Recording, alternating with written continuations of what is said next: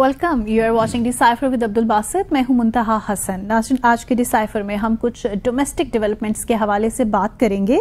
नवाज शरीफ साहब एक मरतबा फिर से बरतानिया जाने की तैयारियां कर रहे हैं, जबकि पीटीआई के बानी इमरान खान साहब ऑक्सफोर्ड यूनिवर्सिटी के चांसलर बनने जा रहे हैं। और तीसरी जानिब पाकिस्तान की सियासत में मौलाना फजलुर रहमान साहब की अहमियत जो है वो खासी बढ़ती दिखाई दे रही है। और दो बड़ी सियासी जमातें पाकिस्तान मुस्लिम लीग नवाज और पाकिस्तान पीपल्स पार्टी उनको राम करने की काविशों में मसरूफ़ अमल हैं। इस्लामाबाद में एससीओ का इजलास होने जा रहा है अक्टूबर में। देखना यह है कि आया इस इजलास में भारतीय वज़ीर आज़म नरेंद्र मोदी साहब शिरकत कर रहे हैं या कि नहीं, इस पर बात करेंगे। साथ ही साथ भारत के वज़ीर ख़ारिजा ने गुज़िश्ता रोज़ पड़ोसी ममालिक के हवाले से एक बहुत दिलचस्प किस्म का बयान दिया है, और ये बयान है क्या, इस पर भी बात करेंगे। So starting the programme, welcome Basit साहब। और नवाज शरीफ का पाकिस्तान में दिल नहीं लग रहा, क्या वजह है? जी, बिस्मिल्लाहिर्रहमानिर्रहीम, और देखने वालों को अस्सलाम वालेकुम। मेरा भी नहीं लग रहा, सच्ची बात। ये जो बंदा यूके एक मरतबा हुआ था, फिर उसे पाकिस्तान नहीं अच्छा लगता है। मैं तो वहाँ रहा हूँ, 5 साल में भी रहा हूँ। फिर आपका भी दिल नहीं लग रहा? हम सभी जाना चाहते हैं, नहीं आप भी जाना चाहते हैं, अगर वो भी जाना चाहते हैं तो क्या फर्क पड़ता है। सारी कौम पीछे पड़ गई है। मियां मोहम्मद नवाज शरीफ साहब, वो साबिक वज़ीर आज़म हैं, 3 बार पाकिस्तान के वज़ीर आज़म रहे हैं। एग्ज़ाइल जाके उन्होंने यूके में अपना टाइम स्पेंड किया।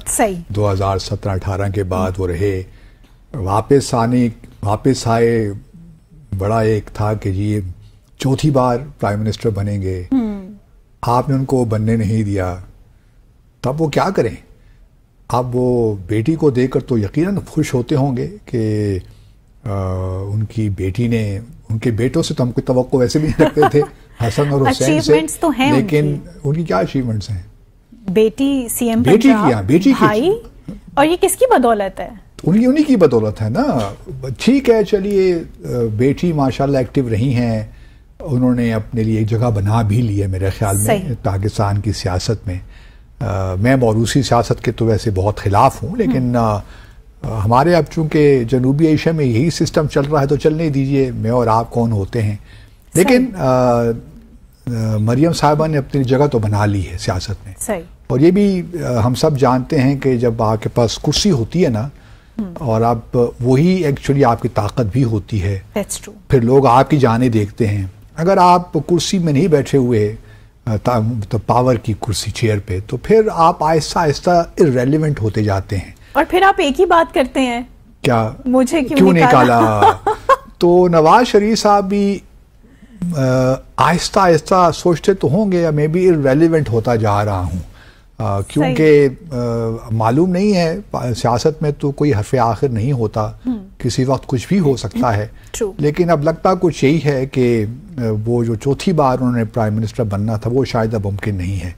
अब ये जो एक लिहाज से कहते हैं ना कि जो मशल है, ये अब चली गई अगली नस्ल को। इस तरफ मरियम साहिबा हैं, दूसरी तरफ बिलावल जरदारी हैं, हमजा शरीफ भी थोड़े से आजकल आउट लग रहे हैं। गो कि आज जो मुशावरती इजलास हुआ है PMLN का, उसमें वो मौजूद थे, लेकिन लगता कुछ यही है कि अगर किसी अगले आने वाले सालों में मरियम नवाज शरीफ साहब प्राइम मिनिस्टर बन जाती हैं पाकिस्तान की, तो शायद हमजा शरीफ को चीफ मिनिस्टर बनने का मौका मिल जाए। मुमकिन है, कुछ बादस क़यास नहीं है इस मुल्क में। तो अब इनकी कोशिश यही होगी, क्योंकि शहबाज शरीफ साहब के बाद जो PMLN का जो असल वारिस होगा वो मरियम नवाज होंगी, और किसी हद तक हमजा शरीफ। आप देखना यही कि आगे किस तरह मामला चलते हैं। आपने दूसरी बात भी की थी एक इमरान खान साहब के हवाले से, ऑक्सफोर्ड यूनिवर्सिटी के चांसलर बनने। अच्छा, ऑक्सफोर्ड यूनिवर्सिटी के चांसलर बनने जा रहे हैं, आपने कहा बने ही बने हैं। देखिए, पहली बात तो लोगों को ये समझाने की नहीं, बताने की ज़रूरत है। लोग समझते तो खूब हैं। ऑक्सफोर्ड चांसलर होता है यूनिवर्सिटी का, वो एक ट्यूटुलर फिगर हेड है। उसके पास कोई पावर ऐसा नहीं होती। उसका काम यही होता है कि वो अपनी यूनिवर्सिटी के लिए प्रमोशन करे, गुडविल क्रिएट करे दुनिया भर में। तो ये उसके पास इतनी सी अथॉरिटी बस होती है कि वो एक, आप यूँ समझिए कि गुडविल एम्बेसडर होता है, लेकिन एक हाई प्रोफाइल पोस्ट तो है चांसलर की, کیونکہ اس بار بھی اگر آپ دیکھیے تو بہت سے ایسے کینڈیڈیٹس ہیں، مثال کے طور پر ولیم ہیگ ہیں جو اس میں ہیں، اور بھی 2-3 نام ہیں جو اس وقت میرے ذہن، ڈومینک گریو جو کہ برطانیہ کے اٹارنی جنرل بھی ہوا کرتے تھے، وہ بھی اس ریس میں شامل ہیں، اور پھر عمران خان بھی اس ریس میں شامل۔ تو اس وقت جو کینڈیڈیٹس کی تعداد ہے وہ آفیشلی پبلک نہیں ہوئی، وہ میرے خیال میں اکتوبر کے شروع میں کریں گے یا جو بھی ہے، اور یہ انتخابات ہوں گے 28 اکتوبر سے شروع ہوں گے، اور پھر نومبر کے آخری ہفتے میں اعلان کیا جائے گا کہ کون چانسلر منتخب ہوا ہے۔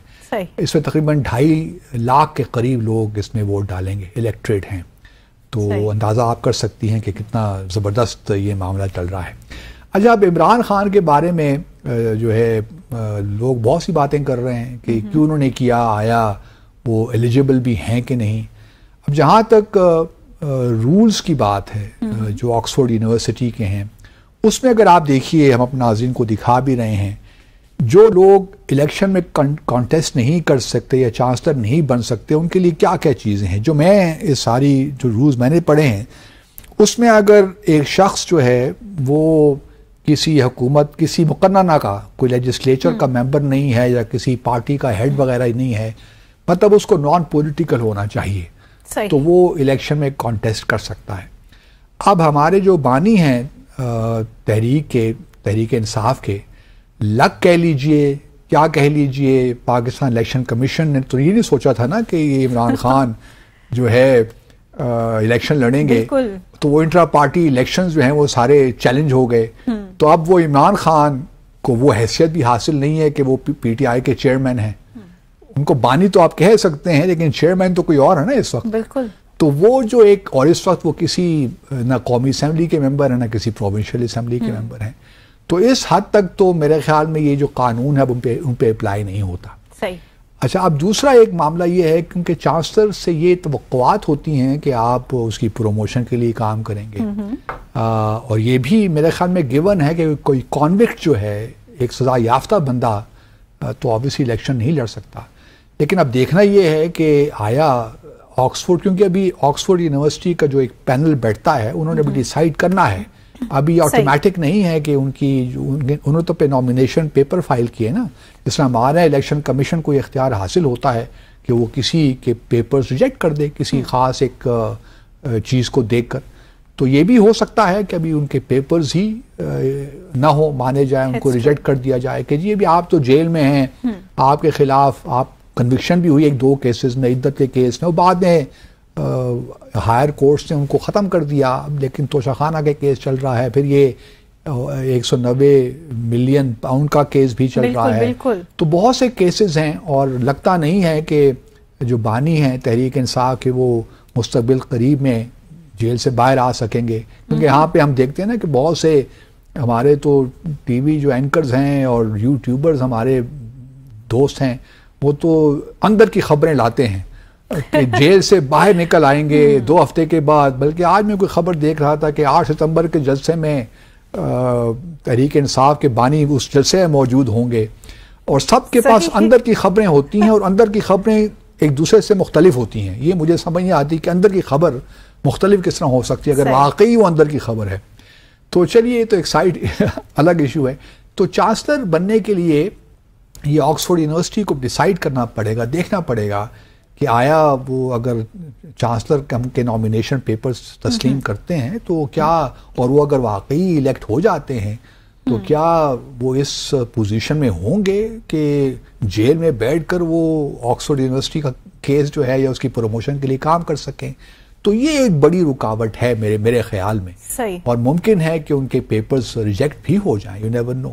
لیکن چونکہ پاکستان جو پاکستانی ہیں یو کے میں کافی ایکٹیو ہیں، ذوالفقار بخاری صاحب بہت ایکٹیو ہیں، تو وہ ممکن ہے کہ ان کے بہاف پہ ایک کیمپین وہاں پہ کریں، لیکن یہ بھی یاد رکھنا چاہیے کہ بہت بڑے بڑے نام ہیں، اور ان سے پہلے جو تھے جو آکسفورڈ یونیورسٹی کے چانسلر تھے لارڈ کرس پیٹن، وہ اگر آپ کو یاد ہو تو وہ برطانیہ کے لاسٹ آخری گورنر تھے ہانگ کانگ میں 1992 سے یا 1991 سے لے کر 1997 تک، اس کے بعد ہانگ کانگ چائنا کو واپس مل گیا، تو اور پھر یہ 21 سال تک رہے ہیں چانسلر جو ہے آکسفورڈ یونیورسٹی کے. اب جو بھی نیا چانسلر آئے گا الیکٹ ہو کے وہ 10 سال کے لیے چانسلر ہوگا. اس کے بعد وہ آگے بھی جا سکتا ہے لیکن 10 سال تو ہیں.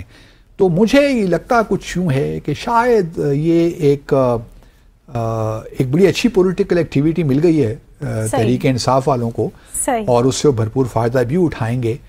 لیکن میرا اپنا خیال یہ ہے کہ آکسفورڈ یونیورسٹی کے لوگ جو ہیں وہ تھوڑا سا کیئرفل ہوں گے اس معاملے میں کہ ہم پاکستان کی پالیٹکس میں کیوں اپنے آپ کو انوالو کریں اس یونیورسٹی کو. گو کہ بہت بڑا نام ہے عمران خان کا آکسفورڈ یونیورسٹی کے کانٹیکس میں, وہاں ان کو بڑی پذیرائی بھی ملتی ہے, وہ جگہ اپنی بات ہے اپنی جگہ پہ. لیکن چونکہ وہ اس وقت جیل میں ہیں, ان کے خلاف کیسز ہیں, تو شاید یہ ان کے حق میں نہ جائے. گو کہ رولز اور ریگولیشنز جو ہیں وہ شاید پریونٹ نہیں کرتے, جو میں نے پڑھے ہیں, جو میری سمجھ میں بات آئی ہے وہ الاؤ کرتے ہیں. لیکن یہ دوسری کنسیڈریشن ہے نا, جو ان کا مینڈیٹ ہے وہ شاید اس کو پورا نہیں کر پائیں گے. اسی کو سامنے رکھتے ہوئے شاید وہ فیصلہ کر لیں. اس سے پہلے آپ کو یاد ہوگا کہ بانی تحریک انصاف بریڈفورڈ یونیورسٹی کے بھی رہے ہیں چانسلر. تو اب انہوں نے یہ ایک کیا ہے, تو دیکھتے ہیں کیا ہوتا ہے. لیکن انٹرسٹنگ یہ ڈیولپمنٹ ہے اور 50-50 ہے. 50-50 کہہ سکتی ہیں آپ. It all depends, it goes both ways. Imran Khan کا جیل میں ہونا بھی شاید آکسفورڈ یونیورسٹی کے لیے ایک اگر نقطہ نظر دیکھیں تو اس کے لیے فائدہ ہے, ان کو زیادہ پروجیکشن نہیں ملی. لیکن آکسفورڈ یونیورسٹی کو ان چیزوں کی ضرورت نہیں ہے. آکسفورڈ یونیورسٹی ایک بہت بڑا نام ہے تعلیم کے شعبے میں, تو اس کو اس قسم کی چیزوں کی ضرورت نہیں پڑتی. تو میرا اپنا یہ خیال ہے کہ جو اور کینڈیڈیٹس ہیں, مینڈلسن ہیں, ڈومینک گریو ہیں, ولیم ہیگ ہیں جو فارن سیکرٹری بھی رہے ہیں برطانیہ کے, تو یہ وہ نام ہیں جو دنیا بھر میں جانتے ہیں. تو وہ زیادہ شاید افیکٹو ہو سکے. سیلیبریٹی تو آبویسلی عمران خان سے بڑا سیلیبریٹی تو وہ نہیں ہے, یہ لوگ نہیں ہیں. لیکن پھر بھی آکسفورڈ یونیورسٹی اس وقت نہیں چاہیے کہ اگلے 10 سال ایک ایسے شخص کو چانسلر بنا دے. 1 سال کی بات ہوتی تو میں سمجھ سکتا تھا, لیکن ایک ایسے شخص کو 10 سال کے لیے بنا دے جس کا مستقبل کا ابھی کچھ پتہ نہیں ہے. سیاست میں پھر اگر وہ لیٹ سے ریلیز بھی ہو جاتے ہیں یا کیسز ختم بھی ہو جاتے ہیں تو پھر پالیٹکس میں تو آئیں گے نا. یا تو یہ ہو کہ وہ پالیٹکس سے دستبردار ہو جائیں, تو اگلے آنے والے لیٹ سے الیکشنز میں کیسز ختم ہو جاتے ہیں سپوز, اور وہ انٹرا پارٹی الیکشنز دوبارہ ہوتے ہیں, بانی پھر وہ چیئرمین بن جاتے ہیں پی ٹی آئی کے, تو پھر بات تو وہی آ گئی نا. پھر دوبارہ ان کو الیکشنز کروانے پڑیں گے آکسفورڈ یونیورسٹی کے, کیونکہ وہ تو پھر رولز اینڈ ریگولیشنز کے خلاف بات ہو جائے گی کہ وہ کسی مقننہ کے ممبر نہ ہو, کسی پارٹی کا لیڈر نہ ہو. تو پھر یہ آکسفورڈ یونیورسٹی کے لیے ایک بہت بڑا چیلنج بن جائے گا. تو میرا اپنا خیال یہ ہے کہ ان کے نامینیشن پیپرز جو ہیں وہ شاید قبول ہی نہ ہوں. اور اب کچھ لوگوں نے, حکومت نے مہم شروع کر دی ہے کہ طالبان کے بڑے قریب ہیں, ایکسٹریمسٹ ہیں, یہ ہیں وہ ہیں. تو اس کی یہ تو خیر ایک یہ فریولس باتیں ہیں. لیکن میرا اپنا خیال یہ ہے کہ آکسفورڈ یونیورسٹی کے لیے زیادہ اہمیت کی بات ہوگی کہ جو ہے ان کا مستقبل چونکہ کلیئر نہیں ہے وہ اتنا بڑا رسک نہیں لیں گے. یہاں لیں گے مختصر سا وقفہ اور بریک کے بعد آئیں گے اور ڈسکس کریں گے کہ مولانا فضل الرحمان کی آج کل ایکٹیویٹیز کیا ہوئی ہوئی ہیں. Stay with us. Welcome back after the break. So Basit Sahab, یہ مولانا فضل الرحمان نے بڑا سرپرائز رکھا ہوا ہے اپنا رول. مولانا فضل الرحمان صاحب تو بہت زبردست سیاستدان ہیں نا, ہمیشہ اپنے آپ کو ریلیونٹ رکھتے ہیں, اور یہ سب سے بڑا اور یہ ان کا بہت بڑا کمال ہے. حکومت کے لیے بھی اپوزیشن کے لیے بھی, اپوزیشن کے لیے بھی, دونوں طرف کھیلتے ہیں. اور جہاں لیکن اس دفعہ انہوں نے کوئی اپنی جو رکھ رکھاؤ تو اپنی جگہ پہ, کیونکہ صدر زرداری صاحب بھی ملنے گئے تھے اور پرائم منسٹر بھی کل ملنے ان سے گئے, تو رکھ رکھاؤ کے تو بہت ماہر ہیں. کیونکہ میں ان کو ذاتی طور پہ تھوڑا بہت جانتا ہوں, میں نے بہت ملاقات ان سے کی ہیں, تو رکھ رکھاؤ بہت ہے ماشاءاللہ, اور ہر بات تہذیب کے دائرے کے اندر رہ کر کرتے ہیں. اور حکومت کو بھی معلوم ہے کہ مولانا فضل الرحمان جو ہیں ان کے پاس اسٹریٹ پاور بہت زیادہ ہے, تو ان کو ہم نے دیوار کی جانب نہیں, دیوار سے نہیں لگانا.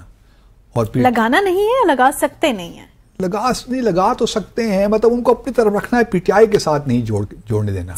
ان کے درمیان ایک ویجز کرنی ہے, کریٹ کرنی ہے. لیکن زور پی ٹی آئی بھی لگا رہی ہے, زور پی ٹی آئی بھی لگا رہی ہے. لیکن چونکہ یہ پاور میں ہیں, حکومت میں ہیں, زرداری صاحب ان کے ایک پرانا رشتہ بھی ہے نا, اور چونکہ پی ٹی آئی کو کوئی اتنے جو ہے نہ, پی ٹی آئی کے سپورٹرز جو ہیں وہ مولانا صاحب کے اتنے خیر خواہ ہیں, اینڈ وائس ورسا. تو یہ اس طرف تو ایک آرٹیفیشل قسم کی اگر تھوڑی بہت اگر قربت ہوئی بھی ہے تو ایک آرٹیفیشل ہے، جبکہ زرداری صاحب کے ساتھ نواز شریف صاحب کے ساتھ تو ایک پرانا رشتہ چل رہا ہے نا ان کا، بہت پرانا تو ان کے زمانے میں یہ کشمیر کمیٹی کے چیئرمین بھی رہے ہیں، لیکن اب انہوں نے زرداری صاحب نے ان کو کہا ہے کہ جی اگر آپ ہمارے ساتھ مل کے چلیں تو ہم کے پی کا گورنر آپ کا جمعیت علماء اسلام کوئی بندہ بنا دیں گے، یہ بھی ایک انہوں نے آفر پھینکی ہے ان کو۔ دوسری طرف کل پرائم منسٹر صاحب نے بھی جا کر کچھ نہ کچھ کہا ہوا کہ آپ ہمیں جوائن کیجئے جی، ہم آپ کو یہ منسٹری دیں گے وہ منسٹری دیں گے، کیونکہ جو ان کے بیٹے ہیں وہ بڑے بےتاب ہیں کیونکہ وہ دوبارہ کوئی منسٹر بن جائیں۔ لیکن ایک بات ہے مجھے زبردست میں دیکھ رہا ہوں جب سچویشن کو، جو سیاسی ہمارا منظرنامہ ہے، محسن نقوی صاحب انٹرسٹنگلی جو ہمارے وزیر داخلہ ہیں اور پی سی بی کے چیئرمین بھی ہیں، بالکل، تو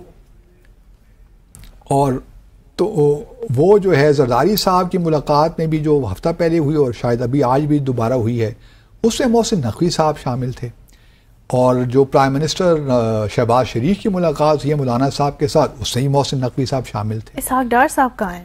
اسحاق ڈار صاحب بھی تھے، لیکن آصف زرداری کے ساتھ بھی محسن نقوی اور شہباز شریف صاحب ایکٹیو تو ہوئے ہوئے ہیں۔ تو محسن نقوی صاحب کوئی ٹریڈیشنل سیاستدان بھی نہیں ہیں، کسی پارٹی سے بھی ان کا تعلق نہیں ہے، انہوں نے سینٹ کا الیکشنز ایک انڈیپینڈنٹ کے طور پہ لڑا تھا، تو سمجھ میں نہیں آتا کہ محسن نقوی صاحب کا اتنا رول کس طرح ان کا بڑھ گیا ہے۔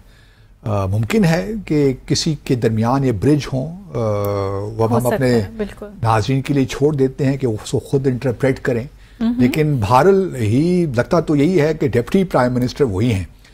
اسحاق ڈار صاحب تو ویسے ہی نام کے ہیں، اصل میں تو سارا جو اس وقت سیاسی منظرنامے میں اگر آپ سچ پوچھئے تو دو تین جو شخصیات نظر آتی ہیں جو بڑے کانفیڈنٹلی بات بھی کرتے ہیں، اور ان میں محسن نقوی صاحب ایک نام ہے، بلکہ جب ان سے کہا گیا نا یہ جو بنگلہ دیش سے ہم ایک ٹیسٹ میچ ہارے تو کسی نے کہا کہ جی اب it is time for you to resign, تو انہوں نے کہا میں کیوں استعفیٰ دوں جی، میں تو اپنا جب تک میرا دل چاہے گا میں رہوں گا۔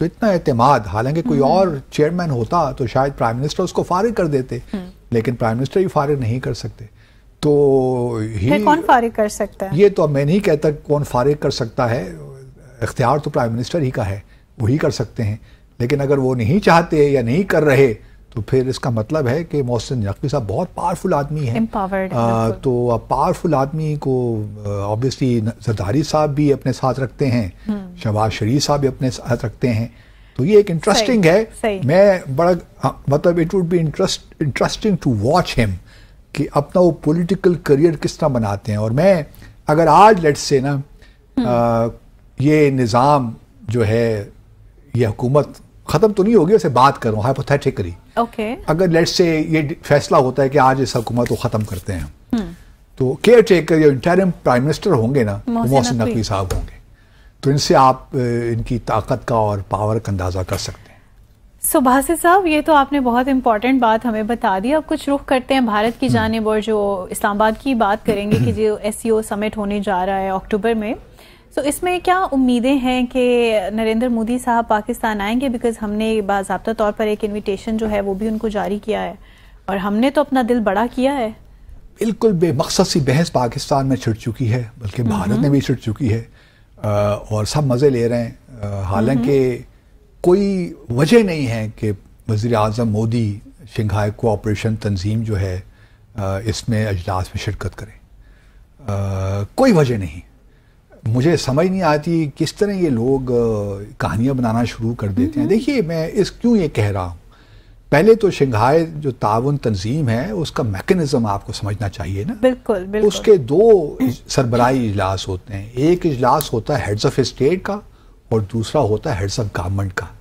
ہیڈز آف اسٹیٹ جس طرح ہمارے ہاں آصف زرداری صاحب ہیں، جس طرح چین کے شی جن پنگ ہیں یا روس کے پیوٹن ہیں، لیکن معاملہ یہ ہے کہ جب شنگھائی 5 جو شنگھائی کوآپریشن آرگنائزیشن سے پہلے ایک تھی شنگھائی 5، جب وہ بن رہی تھی اس میں 5 ممالک تھے، تو وہاں پہ جو چیف ایگزیکٹو تھا نا، جو کہ جس کے پاس ساری پاور تھی ان کے سسٹم میں، وہ پریزیڈنشل فارم آف گورنمنٹ ہوتی ہے، اس میں وہ ایک پاورفل پریزیڈنٹ جو تھے وہ سارے پاورفل تھے، تو جو ہائیسٹ ڈیسیشن میکنگ باڈی ہے CO کی وہ ہے ہیڈز آف اسٹیٹ کی جو کونسل ہے، وہ اصل میں سربراہی اجلاس وہ ہوتا ہے، اور پھر اس کے بعد ایک ہیڈز آف گورنمنٹ کی میٹنگ ہوتی ہے. ہیڈز آف گورنمنٹ ان کے پھر پرائم منسٹرز بھی ہیں، جیسے چین میں پرائم منسٹر ہیں، روس میں بھی ہیں، اور باقی جو سینٹرل ایشین ممالک ہیں، چاہے وہ تاجکستان ہو، قزاقستان ہو، یا ازبکستان ہو، یا کرگزستان، ان کے بھی جو ہیں پرائم منسٹرز ہیں. تو لیکن ان کے پاس وہ پاورز نہیں ہیں جو پریزیڈنٹ کے پاس ہیں. تو جب پاکستان اور بھارت نے جوائن کیا تو ہمارے ہاں پارلیمنٹری فارم آف گورنمنٹ ہے. ہمارے ہاں prime minister is more powerful, sorry جو he is a chief executive of the government, اور پریزیڈنٹ ہمارا ٹیٹولر فگر ہیڈ ہے نا، وہ تو اس کے پاس تو اتنی پاورز نہیں ہے ہمارے ہاں. تو جب ہم نے جوائن کیا تو بہت بھارت نے اور پاکستان نے یہی کیا کہ جب بھی ہیڈز آف گورنمنٹ کی میٹنگ ہوئی تو ہمارے پرائم منسٹر نے وہ اٹینڈ نہیں کی. چاہے وہ پاکستان ہو یا چاہے بھارت ہو، ہمارے فارن منسٹر ہی وہ اٹینڈ کرتے رہے. دوسری جانب سے وزرائے اعظم آتے رہے، لیکن ہماری جانب سے مودی صاحب نے بھی کبھی وائس پریزیڈنٹ کو بھجوا دیا یا اپنے فارن منسٹر کو بھجوا دیا. تو مجھے کوئی سمجھا دے کہ council of heads of government کی میٹنگ پاکستان میں 15-16 اکتوبر کو ہو رہی ہے، مودی اس سے پہلے کبھی نہیں گئے ہیڈز آف گورنمنٹ کی میٹنگ میں، تو اب یہاں کیسے آ جائیں گے؟ مطلب وہی پاکستان میں مجھے سمجھ نہیں آتی کہ کس طرح ہم لوگوں نے یہ ایزیوم کر لیا. بلکہ بھارت میں تو آفیشلی یہ بحث بھی چل رہی ہے کہ ہم اٹینڈ کریں بھی کہ نہ کریں اس سمٹ کو، کیونکہ پاکستان کے ساتھ ہمارے تعلقات ایسی نوعیت کے ہیں کہ ابھی ہمیں پتہ نہیں ہے کہ شاید وہ فارن منسٹر بھی بھجواتے ہیں کہ نہیں بھجواتے، کوئی وائس پریزیڈنٹ بھجواتے ہیں اپنا، یا پھر کوئی منسٹر آف اسٹیٹ بھجوا دیں گے کہ پاکستان کی جو یہ سمٹ یہاں پہ ہو رہی ہے وہ ناکام سی ہو جائے، کامیاب نہ ہو، اس میں چھوٹے لیول پہ نچلے لیول پہ ہم پارٹیسپیشن کر لیتے ہیں. ابھی تو ہمیں یہ بھی نہیں معلوم. میں تو یہاں اپنے پاکستانی جو ہمارے اہلکار ہیں یا جو بھی فارن آفس ہے ان کو یہ پہلے تو دے انشور کہ کم از کم باقی جو وزیر اعظم دوسرے ممالک سے وہ تو آ جائیں نا.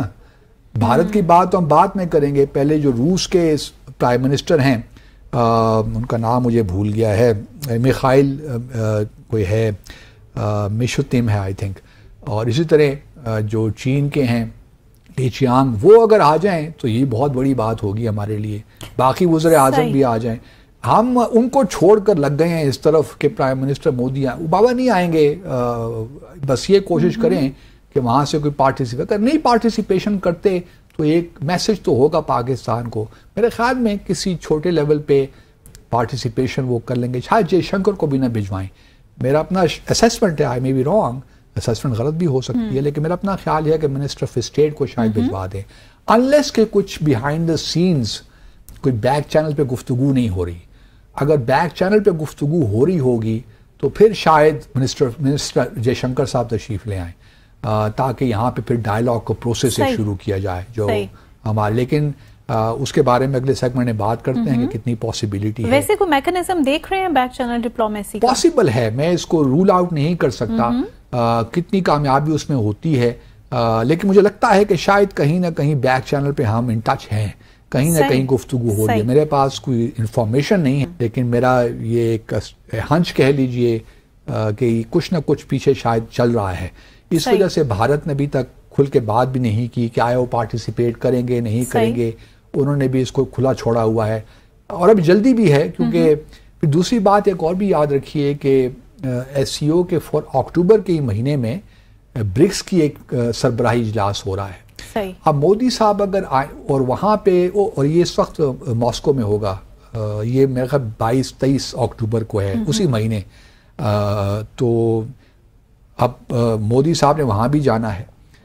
تو وہاں پہ شی جن پنگ بھی ہوں گے، چین کے پریزیڈنٹ بھی ہوں گے، پرائم منسٹر بھی ہوں گے، ساؤتھ افریقہ کے پریزیڈنٹ بھی ہوں گے، اور بھی جو ہے برازیل کے پریزیڈنٹ بھی ہوں گے، یو اے ای کے بھی صدر ہوں گے، شاید سعودی عرب کے کراؤن پرنس بھی آ جائیں. تو وہ ایک بڑا اجلاس ہوگا. تو یہاں پہ چونکہ پرائم منسٹر مودی نے کبھی شرکت کی نہیں ہے ہیڈز آف گورنمنٹ کی میٹنگ میں، تو یہاں پہ کیوں وہ آئیں؟ وہ ان کی خواہش یہ ہوگی پاکستان کو فی الحال اوائڈ کریں ہم، اور اس سمٹ کو ہم کس طریقے سے بس چھوٹے لیول پہ پارٹیسپیٹ کر لیں تاکہ کوئی بہت بڑا یہ ایونٹ نہ ہو. تو اوور آل بھی اگر بھارت کی شرکت نہیں ہوتی کوئی بھی نہیں آتا بھارت سے، سو کیا بھارت سے کوئی نہ کوئی تو آئے گا، کیونکہ بالکل اپنے آپ کو ڈس ایسوسیٹ نہیں کر سکتے. یہ الگ بات ہے کہ دیکھنا یہی پڑے گا کہ کیا یہ بھی ممکن ہے کہ ورچوئل طریقے سے وہ on line prime minister Modi شاید اس بات پہ اتفاق کر لیں کہ میں آن لائن تقریر کر لوں گا اس اجلاس سے پاکستان میں آئے بغیر، لیکن یہ بھی ممکن ہے. لیکن اس سے پہلے یہ بھی آپ کو بتاتا چلوں کہ سپٹمبر میں یونائیٹڈ نیشنز جنرل اسمبلی کا بھی سیشن ہو رہا ہے. مودی صاحب وہاں بھی جا رہے ہیں، نیو یارک بھی، اور شاید ہمارے پرائم منسٹر بھی جائیں. تو یہ وہاں بھی کوشش شاید ہوگی کہ ایک بائیلیٹرل ملاقات ہو جائے.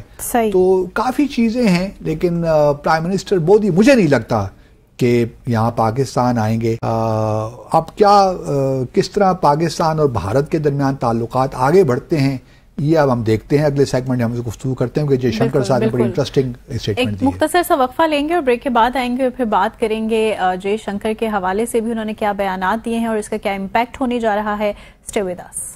Welcome back after the break. So Basit Sahab, before we discuss ہم اپنے ناظرین کو ایک چھوٹا سا شارٹ دکھا دیتے ہیں کہ جے شنکر صاحب نے ایگزیکٹلی نیبرہڈ جو اسٹیٹس ہیں ان کے بارے میں کہا کیا ہے، وہ کیا پرسپیکٹو رکھتے ہیں، کوئکلی ہم اپنے ناظرین کو دکھاتے ہیں. That would be great. سو باسط صاحب، ہمارے ناظرین نے بھی سنا، ہم نے بھی دیکھا اور سنا، سو کس طرح کمنٹ کرتے ہیں؟ دیکھیے، یہ جے شنکر صاحب انٹرسٹنگ آدمی ہیں اور پکے ہندوتوا کے وہ ہیں ووٹری. کل گزشتہ روز دہلی میں انہوں نے ایک بک لانچنگ تھی. راجیو سکری ہیں سابق بھارت کے سفارتکار، انہوں نے ایک کتاب لکھی ہے اسٹریٹجک کننڈرم ری شیپنگ انڈیاز فارن پالیسی. تو اس تقریب رونمائی میں یہ وہاں تھے. تو وہاں انہوں نے جو خطاب کیا تو جو پڑوسی ممالک ہیں ان کے ساتھ بھارت کے تعلقات پر بات کی، اور جب انہوں نے بات کی تو پاکستان سے متعلق ایک بات انہوں نے کہی کہ وہ زمانہ اب گیا جب کہ پاکستان کے ساتھ ہم ان انٹرپٹیڈ ڈائلاگ کیا کرتے تھے. اور ساتھ میں انہوں نے یہ بھی کہا کہ آرٹیکل 370 اب ایک حقیقت ہے اور یہ اب مطلب ختم ہو گیا، از گون. تو اب ہم جو ہے تاریخ کو دہرا نہیں سکتے یا واپس نہیں جا سکتے ٹائم میں.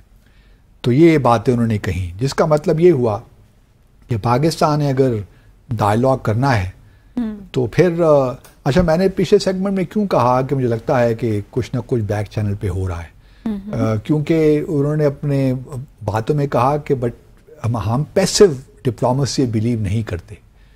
گو کہ ہم 370 ختم ہو گیا.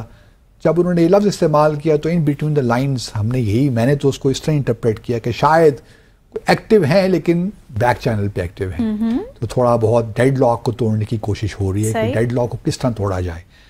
اب لیکن یہ جو پوزیشن لی ہے نا، یہ بڑی انٹرسٹنگ ہے، کیونکہ اگر آپ بھارت کی پوزیشن دیکھیے جموں اور کشمیر کے کانٹیکس میں، تو وہ اپنی پوزیشن کو ڈیفائن کرتے ہیں 22 فروری 1994 کی جو ان کی پارلیمنٹ کی ریزولوشن تھی نا، اس کانٹیکس میں وہ کہتے ہیں کہ ہم نے آزاد جموں اور کشمیر اور گلگت بلتستان بھی آپ لوگوں سے لینا ہے، کیونکہ وہ انٹیگرل پارٹ ہے جموں اور کشمیر کی ریاست کا، جو 1947 سے پہلے ایگزسٹ کرتی تھی. تو وہ لیکن اس کا بھی ذکر انہوں نے کچھ نہیں کیا، آزاد جموں اور کشمیر کا بھی ذکر کچھ نہیں کیا. صرف اتنا کہا کہ آرٹیکل 370 جو ہے وہ اب بس حقیقت وہ چلا گیا، بات ختم ہو گئی، اب آگے بڑھیے. اور ساتھ میں یہ کہا کہ ہماری جو ڈپلومیسی وہ پیسو نہیں ہے، ہم پیسو نہیں ہیں جہاں تک ہمارے نیبرز کی بات ہے، پاکستان کی بات ہے.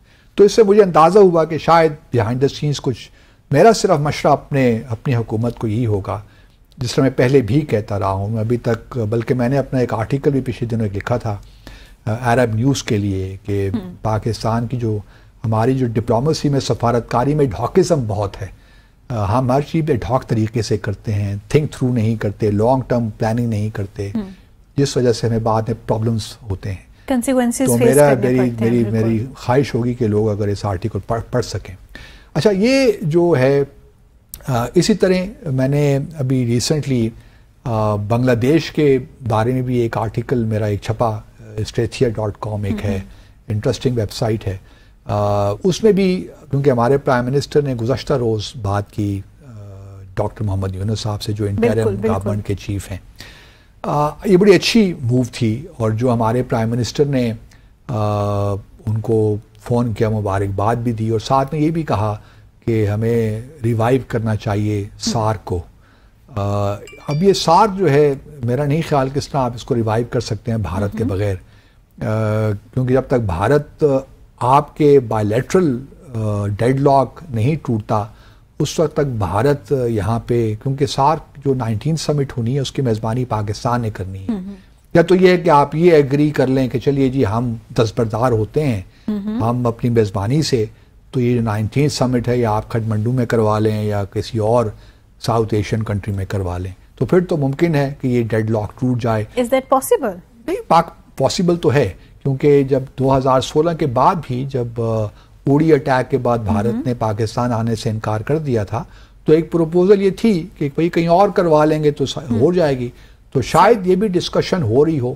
تو میرا جو آرٹیکل تھا میں نے اس میں یہی مشورہ دیا تھا کہ اب یہ ہمارے پرائم منسٹر جائیں گے UNGA, وہاں پہ آئی ایم شیور ڈاکٹر یونس بھی شاید جائیں بنگلہ دیش کو ریپرزینٹ, تو وہاں پہ on the margins of the UNGA session ان دونوں کی ملاقات ہونی چاہیے میرے اپنے خیال میں, اور اس کو بڑا اچھے طریقے سے پریپیئر کر کے جانا چاہیے کہ کیا ہم نے آگے کس طرح اس ریلیشن شپ کو آگے نکالنا ہے. کیونکہ بھارت کا میڈیا آپ اگر پڑھیں نا تو ایسا تو پینک میں ہے, ان کو سمجھ نہیں آ رہی کہ بنگلہ دیش کو کس طرح ڈیل کریں اس نئی سچویشن کو, بلکہ ابھی ہر روز ہی کوئی نئی کہانی. اور بنگلہ دیش اب پہلے تو پاکستان کے ساتھ ایک فکسیشن تھی نا, اب بنگلہ دیش کے ساتھ بھی ہو گئی ہے, اور وہ صبح شام بنگلہ دیش کی نئی انٹرم حکومت کو, اور اس میں جو خاص طور پہ طالب علموں کے جو ریپرزینٹیٹیوز ہیں ناہید اسلام, صبح شام گالیاں دے رہے ہیں, ایک زہر اگل رہے ہیں ان کے خلاف. اور بلکہ کل پرسوں ایک رحمانی صاحب ہیں ان کو بھی ریلیز کیا ہے, تو وہ شور مچ گیا کہ جی یہ تو القاعدہ کے ممبر ہیں, ٹیررسٹ ہیں اور اینٹی انڈیا ہیں, ان کو کیسے ریلیز کر دیا. کیونکہ حالانکہ کورٹ نے ان کے خلاف ایک کوئی مطلب ایسی چیز تھی نہیں, کوئی ایویڈنس تھا نہیں, وہ شیخ حسینہ کی وجہ سے ان کو قید میں رکھا ہوا تھا. تو اگر ان کو رہا کر دیا تو ایک لیگل طریقے سے ہی رہا کیا, تو آپ کیوں اتنے پریشان ہو رہے ہیں. تو بھارت اس وقت جو ہے نا میڈیا خاص طور پہ, وہ کہ جے شنکر صاحب نے جو کل اپنی اسٹیٹمنٹ دی اس سے بڑے محتاط تھے. وہ انہوں نے کہا کہ ٹھیک ہے جی شیخ حسینہ چلی گئیں, ایک نئی حکومت آ گئی, اس طرح مالدیز میں محمد معیزو آ گئے جو کہ ہمارے لیے ایک پرابلم ہے, پاکستان کے ساتھ بھی ایشوز ہیں, چائنا کے ساتھ بھی ہمارے ایشوز ہیں, سبھی کے ساتھ ایشوز ہیں بابا, آپ کے نیپال کے ساتھ بھی ایشوز ہیں, بارڈر ڈسپیوٹ ان کے ساتھ بھی آپ کے چل رہے ہیں, میانمار کے ساتھ آپ کے ایشوز چل رہے ہیں, بنگلہ دیش کے ساتھ اب آپ کے ایشوز ہو گئے ہیں, پاکستان کے ساتھ تو ہے ہی ہیں. تو آپ جو ہیں کس طرح اپنی فارن پالیسی رن کر رہے ہیں. لوگ تو پاکستان کو کہتے ہیں نا, ہمارے پاکستانی بڑے کرٹیسائز کرتے ہیں اپنے پاکستان کو کہ ہمارے کسی بھی ہمسایہ ملک کے ساتھ تعلقات ٹھیک نہیں ہیں. ہماری تو وجوہات دوسری ہیں, کیونکہ ہمارے ویسٹرن بارڈر پہ افغانستان ہے جو کہ پچھلے کئی دہائیوں سے سول وار کا شکار ہے, اور وجوہات ہیں. ہمارا صرف جو مسئلہ ہے وہ بھارت کے ساتھ ہی تھا ہمیشہ سے. ایران کے ساتھ بھی ٹریڈیشنلی اگر آپ دیکھیں تو شاہ کے زمانے تک ہمارے تعلقات بہت اچھے تھے, بلکہ بہت ہم ایک دوسرے کی مدد بھی کرتے رہے ہر حوالے سے. ریولوشن کے بعد بھی کچھ ٹھیک رہا, لیکن پھر ہم کیونکہ افغانستان وار شروع ہو گئی یہاں پہ ہمارے 79 میں سوویت آکوپیشن کے بعد, تو اس وجہ سے ہمارا سارا جو علاقہ ہے وہ تھوڑا ایک گرداب میں پھنس گیا. تو پاکستان نے تو اپنے طور پہ ہمارے ہمسایوں کے ساری مطلب ایسے تعلقات نہیں ہیں کہ جو ہم ٹھیک نہ کر سکیں. صرف بھارت ایک ہمارے لیے پرابلم ہے, کیونکہ اس کے ساتھ جو جموں اور کشمیر کا ہمارا مسئلہ ہے وہ اتنا پیچیدہ ہو گیا, اب بھارت نے کر دیا ہے کہ اس کے ہوتے ہوئے ایک ایسا ڈیڈ لاک کو توڑا جائے. کیونکہ جو انہوں نے کہا ہے نا کہ اب ان انٹرپٹیڈ ڈائلاگ نہیں ہو سکتا, پہلے بھی تو ان انٹرپٹیڈ نہیں تھا. پہلے کون سا مطلب 4 سال ہم ڈائلاگ کرتے تھے, پھر وہ اسٹیل میٹ آ جاتا تھا, پھر 2 سال بعد کرتے تھے, پھر امپاس آ جاتا تھا, پھر 1 سال بعد کرتے تھے, پھر گریڈ لاگ آ جاتا تھا. تو یہ تو ایک چل رہا ہے, ہمیشہ ہی انٹرپٹیڈ ہی رہا ہے اور انٹرپٹیبل بھی رہا ہے. تو یہ کہنا کہ جی اب جو ان انٹرپٹیڈ ڈائلاگ از ہسٹری, یہ میرا خیال میں جے شنکر صاحب کو تاریخ پڑھنی چاہیے پاکستان بھارت کے تعلقات کی, کیونکہ وہ ذاتی طور پہ بحیثیت سفارتکار کبھی انوالو نہیں رہے اس ریجن میں. ان کی زیادہ تر جو انگیجمنٹ کی پوسٹنگ رہی ہیں وہ ساؤتھ ایشیا سے باہر ہی رہی ہیں, چائنا میں سفیر رہے ہیں، امریکہ میں سفیر رہے ہیں، تو ان کو اس ریجن کا زیادہ پتہ نہیں ہے میرے خیال میں. پاکستان اور خیر اب تو میں نہیں کہہ سکتا، اب تو خیر فورن منسٹر بن گئے ہیں، بحیثیت فورن سیکرٹری بھی انہوں نے ڈیل کیا ہے. پاکستان آئے بھی تھے، مارچ 2015 میں آئے تھے، پھر 2016 میں سشما سوراج کے ساتھ، 2015 کے آخر میں مارچ میں آئے تھے شروع میں، اور پھر 2015 کے دسمبر میں سشما سوراج صاحبہ کے ساتھ بھی آئے تھے. تو پاکستان کو اب ان کا انٹریکشن تو ہے، لیکن پاکستان اور بھارت کی جو ڈائیلاگ پروسیس ہے کبھی ایسا نہیں رہا کہ ہم نے کبھی انٹرپٹ نہیں ہوا. بہت سے جگہوں پہ انٹرپشن ہوئی اور ڈائیلاگ جو ہے وہ ڈیڈ لاک میں تبدیل ہو گیا. تو پاکستان اور بھارت کی تاریخ یہی ہے، تو ہمیں اس سے نہیں گھبرانا چاہیے. پاکستان کو اپنی جو ہے نا، میں بار بار یہی کہتا ہوں کہ اپنی باٹم لائنز کو ڈیفائن کر لینا چاہیے کہ ہماری ریڈ لائنز کیا ہیں، ہم کس حد تک فلیکسیبل ہو سکتے ہیں کچھ ایشوز پہ. جب تک یہ ہم کام نہیں کریں گے نا، اس وقت ہمارا ایڈہاکزم چلتا رہے گا. تو یہ کس نے کرنا ہے، اس کا میکنزم کیا ہونا چاہیے؟ تمام دیکھیں، میں ایک بات پہ P T I Shah Mahmood Qureshi صاحب کی حکومت جب زرداری صاحب کے ساتھ فارن منسٹر تھے نا، اس زمانے میں چونکہ میں ان کو فارن آفس میں تھا تو بڑا اپریشیٹ کرتا تھا. ہر ایشو میں وہ فوری طور پہ انٹر منسٹریل میٹنگ بلا لیتے تھے. صحیح. تو چاہے وہ افغانستان کے ساتھ ہمارا ٹرانزٹ ٹریڈ ایگریمنٹ ہو، بھارت کے ساتھ تعلقات ہو، امریکہ سے ساتھ کیری لوگر بل کا معاملہ ہو، کوئی بھی ایشو ہو، فوری طور پہ ایک انٹر منسٹریل میٹنگ ہو جایا کرتی تھی اور وہ ایک کنسنسس بلڈ کر لیا کرتے تھے. صحیح. تو یہ ہونا چاہیے کہ فوری طور پہ ہمیں یہ میکنزمز ان کو انووک کرنا چاہیے. ابھی بھی میکنزمز ہمارے پاس موجود ہیں، ہمارا معاملہ یہ ہے کہ ہم ان کو بائی پاس کر دیتے ہیں. جب آپ میکنزمز جو اسٹیبلشڈ میکنزمز ہیں ان کو بائی پاس کر دیں گے تو اس کے نتیجے میں جو بھی نکلے گا وہ کوئی دیرپا پالیسی نہیں ہوگی، وہ ایڈہاکزم ہوگا. تو فورن پالیسی میں اور کسی بھی پالیسی میں، چاہے آپ کی ڈومیسٹک کوئی پالیسی ہو، ایڈہاکزم سے بچنا چاہیے. جو وقتی طور پہ ہم اسٹیپس لیتے ہیں نا، یہ ٹھیک نہیں ہوتے. مثال کے طور پہ انہوں نے بجلی کے بلوں میں 2 مہینے کی رعایت دی نا، وہ 14 روپے، یہ بھی ایڈہاکزم کا حصہ ہے.